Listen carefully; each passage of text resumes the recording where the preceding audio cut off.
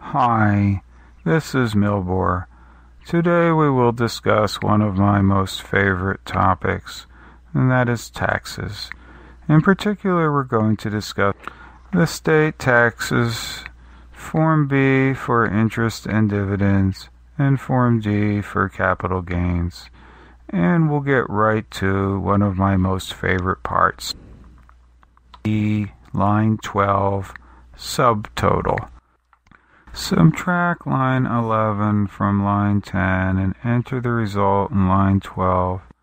If Schedule D, line 12, is a loss, and Schedule B, line 21, is less than 0, wait a minute, I need to get the result from Schedule B, line 21. Well, nevertheless, I'll continue with line 12 and then go back to Schedule B and do line 21. So, continuing with line 12, if Schedule D, line 12, is a loss, and Schedule B, line 21, is less than 0, omit Schedule D, lines 13 through 15, enter the amount from Schedule D, line 12, and Schedule D, line 16, omit Schedule D, lines 17 through 21, and enter the amount from Schedule D, line 16, and Schedule D, line 22, and enter 0 on Form 1, line 24.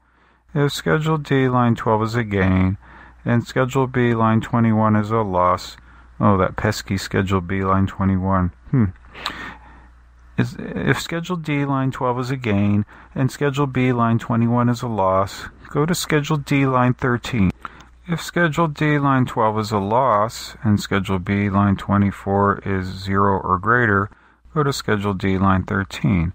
If Schedule D, line 12, is a gain, and Schedule B, line 24, is 0 or greater, omit Schedule D, lines 13 through 15, and enter the amount from Schedule D, line 12, and Schedule D, line 16.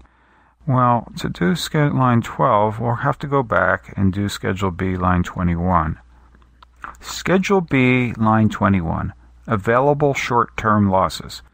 Combine lines 19 and 20. This amount should be 0 or less. If line 21 is less than 0, go to line 22. If line 21 is 0, omit lines 23 through 28 and go to part 3.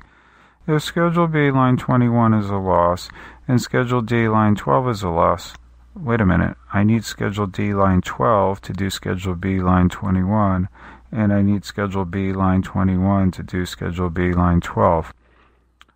Never mind, we'll just still continue. If Schedule B, line 21, is a loss, and Schedule D, line 12, is a loss, omit line 32, enter the amount from line 21 in line 23 and line 40, omit lines 24 through 28, and complete parts 3 and 4. Line 22 of Schedule B. Short-term losses applied against long-term gains. If Schedule B, line 21, is a loss, and Schedule D, line 12, is greater than 0, enter the amount of Schedule B, line 21, considered as a positive amount, or Schedule D, line 12, in Schedule B, line 22, and in Schedule D, line 13. Line 23. Short-term losses for carryover. Combine line 21 and line 22, and enter the result in line 23 and in line 40. Omit lines 24 through 28, and complete parts 3 and 4. Line 24. Short-term gains and long-term gains on collectibles. Enter the amount from Schedule B, line 19. If Schedule D, line 12, is 0 or greater, omit line 25, and enter the amount from line 24 and line 26. If Schedule D, line 12, is a loss,